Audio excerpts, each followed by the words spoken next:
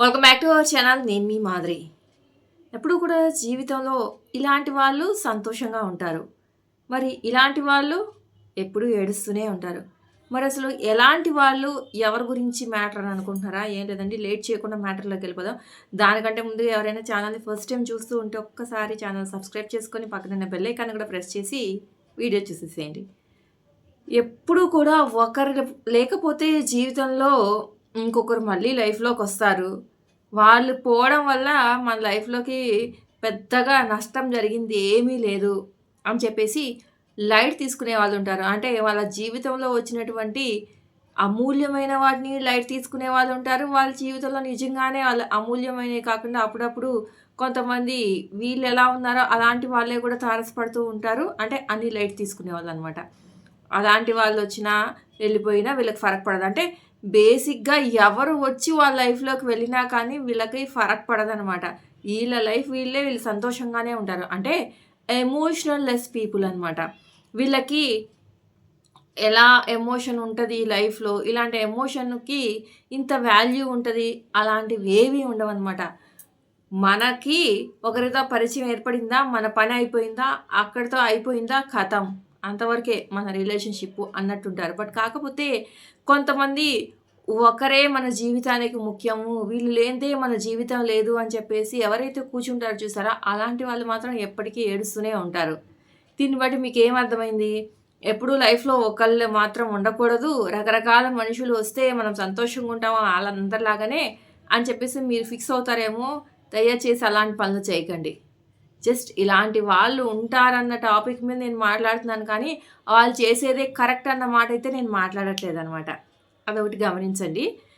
మరిక అలాంటి వాళ్ళ గురించి మాట్లాడుకునే ఉపయోగం ఏంటి అని మీరు అనుకోవచ్చు. మనది లైఫ్. మనది రియాలిటీ. మనం రియాలిటీలో బతుకుతున్నాం అనమాట. అంటే ఎవరు? ఒకరే లైఫ్ జీవితం అని అనుకునే పర్సన్స్ గురించి అనమాట మాట్లాడుతున్నాను. కానీ అవతల వాళ్ళు లైట్ తీసుకునే పర్సన్స్ కదా! వాళ్ళకి ఇవతల వాళ్ళది ఒక జీవితము, ఇవతల వాళ్ళది ఒక ఎమోషను అనేది అర్థం కాదనమాట.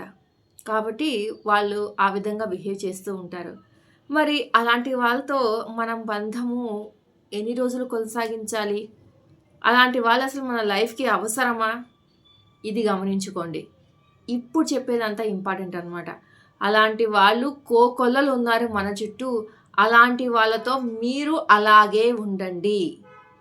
మీలాగా ఒక వ్యక్తిత్వం ఉన్నవాళ్ళు, ఒక ఎమోషన్‌కి రెస్పెక్ట్ ఇచ్చేవాళ్ళు, ఎమోషన్ అంటే వాళ్ళకి తెలిసి, నిజమైన అర్థం తెలిసి ఉన్న వాళ్ళు ఉంటేనే వాళ్ళతో ఈ మనిషి ఒక్కరే నాకు, ఈ మనిషితో నేను బంధము లైఫ్ లాంగ్ కొనసాగించాలి అనే డెసిషన్‌కి రండి తప్ప, టైమ్ పాస్ లాగా టైమ్ పాస్ చేసే వ్యక్తులు మన చుట్టూ ఉండి, టైమ్ పాస్ మాటలు చెప్పి, టైమ్ పాస్‌గా నిన్ను వాడుకొని పక్కకు వదిలేసే ఆ టైమ్ పాస్ పీపుల్‌ని మీరు మిమ్మల్ని టైమ్ పాస్ లాగా వాడుకునే అవకాశాన్ని ఇవ్వద్దు అని చెప్పడమే నా వీడియో యొక్క ముఖ్య ఉద్దేశం అనమాట. ఖచ్చితంగా ఇలాంటి వాళ్ళు ప్రతి ఒక్కరి జీవితంలో ఎదురు పడతారు. ప్రతి ఒక్కళ్ళకి కూడా ఒక ఎక్స్‌పీరియన్స్ ఇలాంటి వాళ్ళతో ఉంటది. అది ఒక రిలేషన్‌షిప్, ఒక లవ్వో లేదంటే వైఫ్ అండ్ హస్బెండో ఇదొక్కటే కాదండి.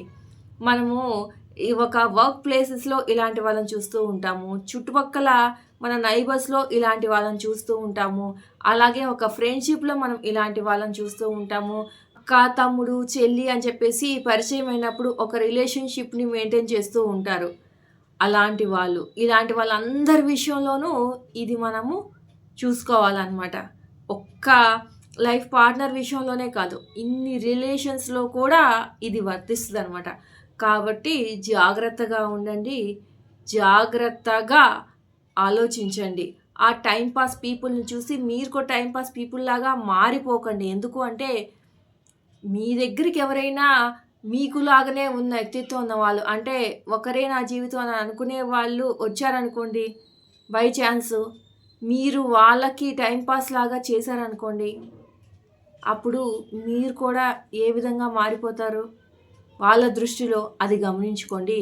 చెడు ఖచ్చితంగా ప్రతి ఒక్కరిని చాలా ఈజీగా అట్రాక్ట్ చేస్తది. దానికి మాత్రం లోనయ్యి ఆ బుద్ధులు నేర్చుకొని అలాంటి వ్యవహారాలు చేసే ప్రయత్నాలు చేయకండి. నిజము ఏ విధంగా ఫైనల్‌గా గెలుస్తదో, అలాగే మీ నిజాయితీనే మీకు మంచి వ్యక్తిత్వం ఉన్న వాళ్ళని తీసుకొచ్చి మీ ఎదురుగా నిలబెడతది. అప్పటిదాకా వెయిట్ చేయండి. మీరు మాత్రం మీరు ఏదైతే ఫేస్ చేసారో అది వేరే వాళ్ళకి చేయకుండా ఉండేలాగా చూసుకోండి. ఇదండి ఈరోజు వీడియో. వీడియో కనుక నచ్చితే లైక్ చేయడం మర్చిపోవద్దు. మరిన్ని ఇలాంటి వీడియోస్ కోసం వెంటనే ఛానల్ సబ్స్క్రైబ్ చేసుకొని పక్కనే ఉన్న బెల్ ఐకాన్ ప్రెస్ చేసి అప్పుడు ఖచ్చితంగా వీడియో చూడండి. అప్పుడు నేను పెట్టే డైలీ నోటిఫికేషన్స్ మీ దాకా వచ్చేస్తాయి.